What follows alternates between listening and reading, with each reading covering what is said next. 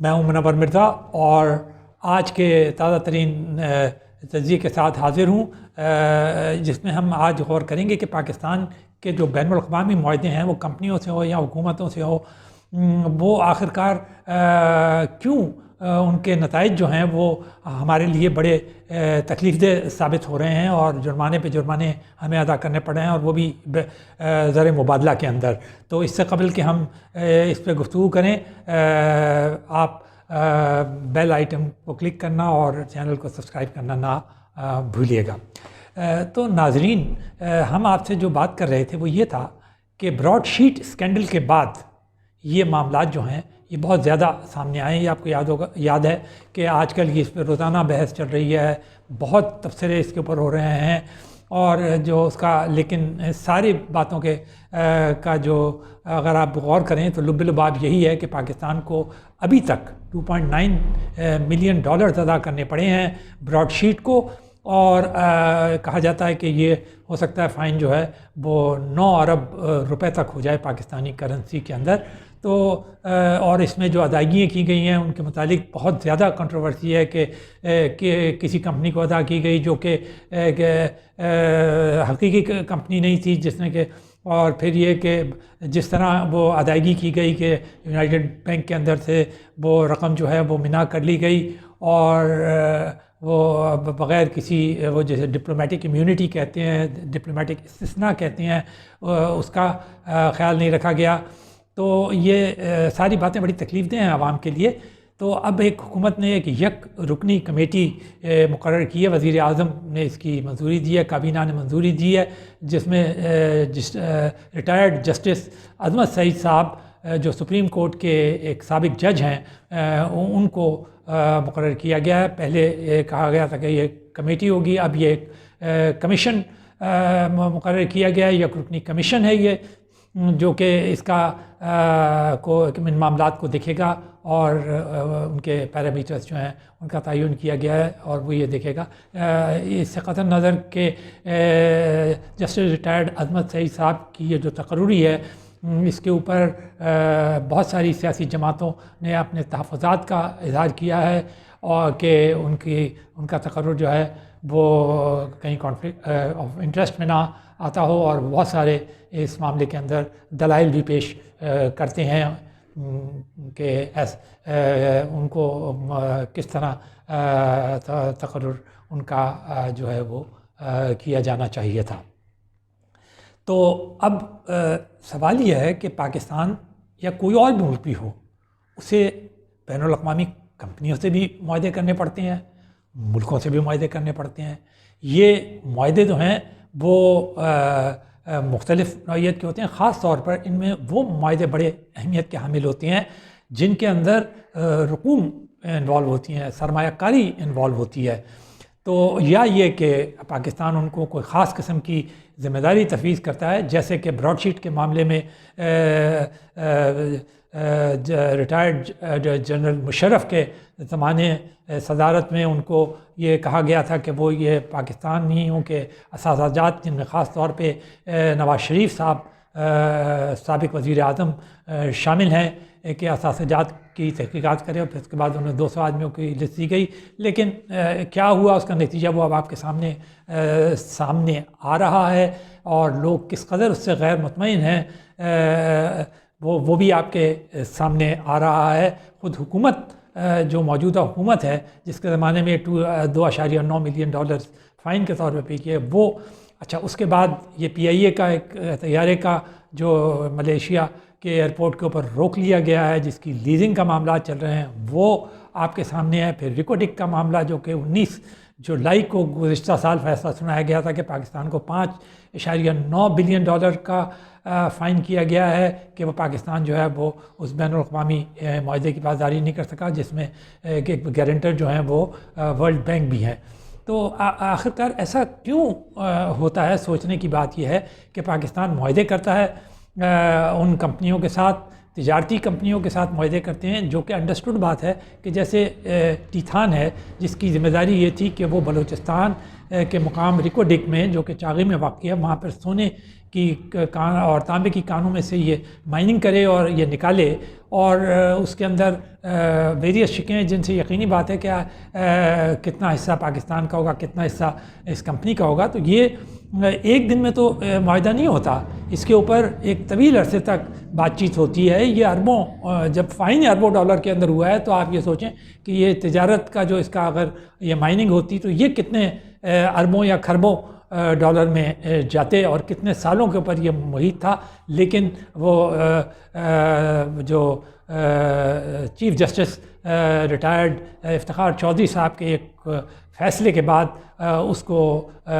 ختم کر دیا گیا اس معاہدے کو، اور وہ ٹیتھان کمپنی جو ہے وہ پھر مقدمے میں چلی گئی اور بین الاقوامی ثالثی عدالت میں، اور اس کے بعد پاکستان کو فائدہ ہوا. اسی طرح یہ براڈ شیٹ کا معاملہ ہے، اسے 2001 میں شروع کیا گیا اور 2003 میں ختم کر دیا گیا. آپ کو یاد ہوگا اسی قسم کا ایک معاہدہ ایک ترکی کمپنی سے کیا گیا تھا، جو کہ اس کو بھی جب ختم کیا گیا اس کے بعد پھر وہ تنازع پیدا ہوا بڑی مشکل سے جا کر، چونکہ ترکی اور پاکستان کے درمیان برادرانہ تعلقات ہیں تو وہ اس پہ بھی پاکستان کو فائن لگ گیا تھا. تو وہ اس میں بھی، اور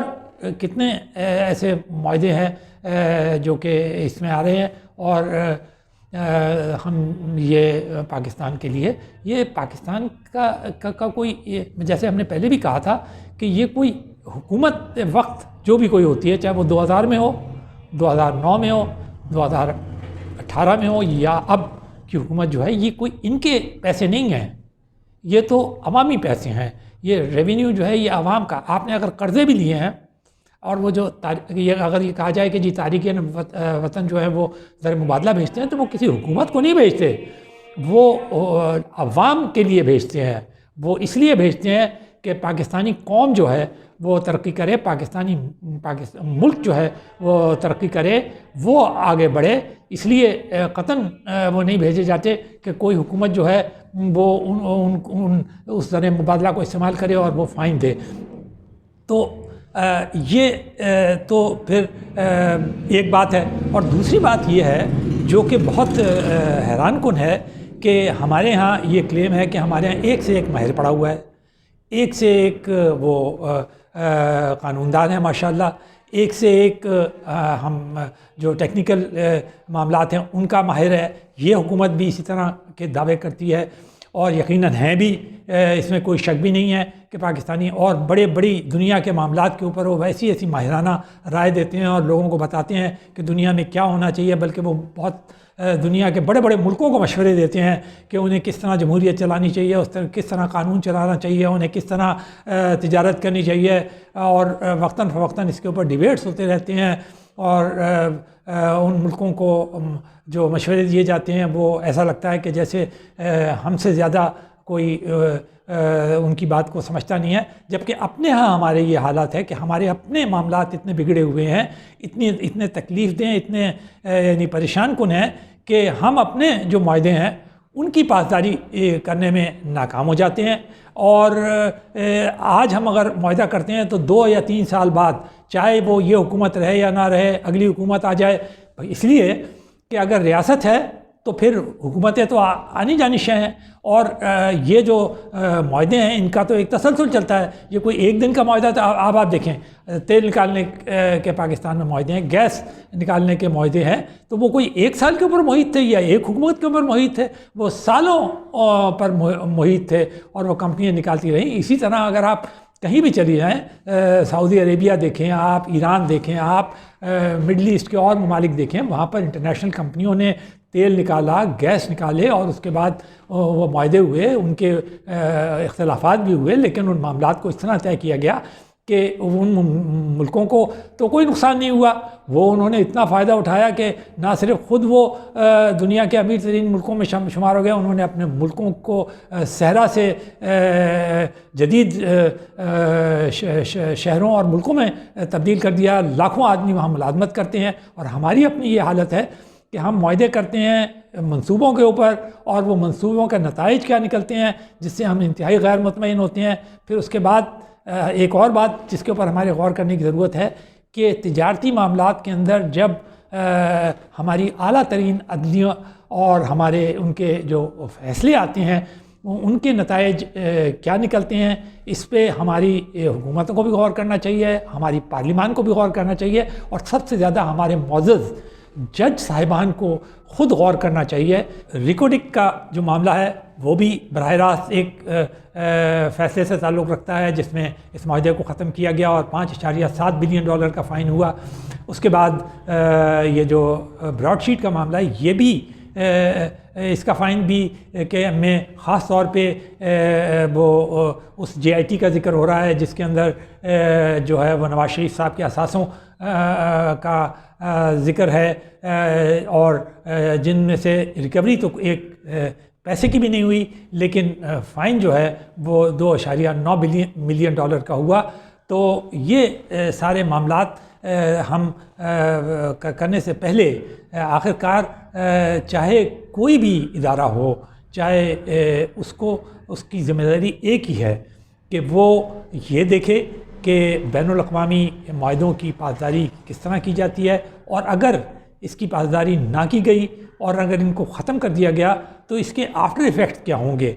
یہ ساری چیزیں ان ماہرین کے ذہن میں ہونا چاہیے، اور سارے قانونی نکات ان کے ذہن میں ہونی چاہیے، اور انہیں یہ بھی یقیناً معلوم ہے کہ جو بین الاقوامی عدالتیں ہیں وہ کس قسم کے فیصلے دیتی ہیں، وہاں پہ ماہرین کس قسم کے بحث مباحثے کرتے ہیں، وہاں پر کس قسم کی آزادانہ وہ فیصلے آتے ہیں۔ تو یہ ساری چیزیں جو ہیں وہ دیکھ لی جائیں، اور اس کے بعد رکھ کر پھر خاص طور پہ یہ جو بین الاقوامی تجارتی معاملات ہیں، یہ جو منصوبوں کے معاملات ہیں، ان کے اوپر کوئی فیصلہ دیا جائے یا ان کے اوپر حتمی کوئی وہ دی جائے جس سے کہ ان معاہدوں کے اوپر اثر اندازی ہو۔ تو ان ساری چیزوں کو دیکھنا بہت ہی زیادہ ضروری ہے، کیونکہ قوم جو ہے، ملک جو ہے، عوام جو ہیں، وہ تو بہت بری طرح سفر کرتے ہیں۔ جب آپ بلینز آف ڈالر کے فائن وہ سنتے ہیں تو ان کے بالکل ہوش اڑ جاتے ہیں۔ وہ یہ سوچتے ہیں کہ ہماری حکومتیں جو ہیں وہ تو ہر وقت یہ رونا روتی رہتی ہیں کہ ہم ایک ڈالر کے لیے دنیا بھر سے وہ درخواست کرتے پھر رہے ہیں، ان سے قرضے لیتے پھر رہے ہیں، اداروں کے آگے مجبور ہو کر اپنے ہاں ٹیکسز میں اضافہ کر رہے ہیں۔ اس کو جسٹیفائی کرنا ان کے لیے بہت مشکل ہو جاتا ہے جب وہ یہ عوام کو دی گئی ریلیف کو ختم کرتے ہیں، اور مہنگائی جو ہے وہ ایک دم چڑھتی اور بڑھتی نظر آتی ہے، اور لوگوں کے اوپر اس کے بڑے منفی قسم کے اثرات ہوتے ہیں، تو لوگ بہت پریشان بھی ہوتے ہیں۔ تو پھر یقینی بات ہے کہ پارلیمان اور خود لوگوں کو، اور جو حکومتیں آتی ہیں، اور جتنے ہمارے محترم ادارے ہیں اور ان کے اندر جو کام کرنے والے ہیں، ان کو معززین، ان کو یہ دیکھ لینا چاہیے کہ جب وہ یہ کسی قسم کے بھی فیصلے کرتے ہیں تو ان کے اثرات جو ہیں وہ براہ راست عوام پہ کیا پڑیں گے۔